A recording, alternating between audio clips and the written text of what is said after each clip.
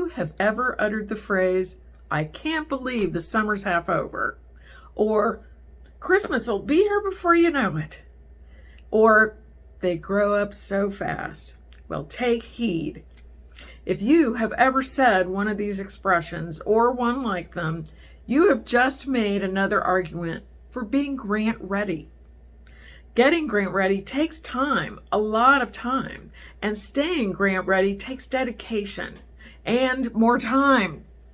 And as I've just shown, time is really sneaky. It creeps by in a flash before you know it. Before time streaks by you and overtakes and overwhelms, it's best to chip away at the steps needed to get grant ready. Some of the most time-consuming are establishing a strong board with clear roles and responsibilities, developing a solid reputation in your community, and 3, building true partnerships.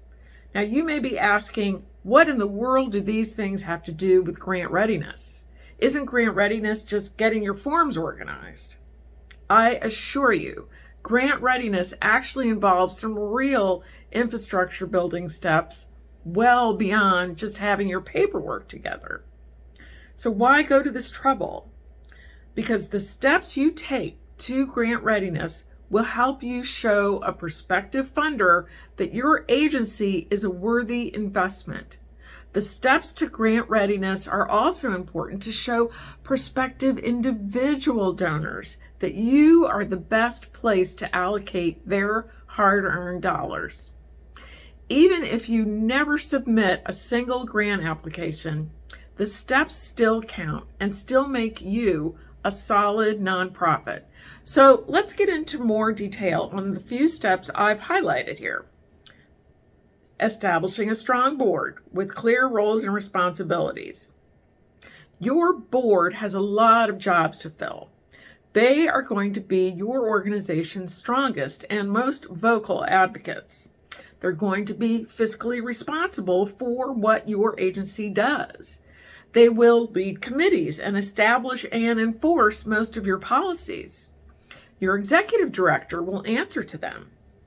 A well-rounded board needs to be hand-picked to represent your community and to bring expertise from their different sectors, like law, finance, marketing, public relations, human resources, for instance, and then sector-specific to what your agency does, too.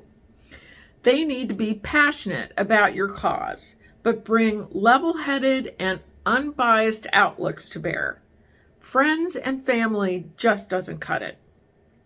Getting this cadre of individuals amassed and establishing board roles and responsibilities and enforcing them is a big job that takes a ton of time. So get started now. 2, developing a solid reputation in your community. Developing a solid reputation in your community is also not something that just happens overnight. It comes from having a track record of success, or in the case of a failure or misstep, good management of the situation, so it's handled reputably. Your board member from public relations would be able to advise best on this. Your reputation will also help you accomplish number 3, building true partnerships.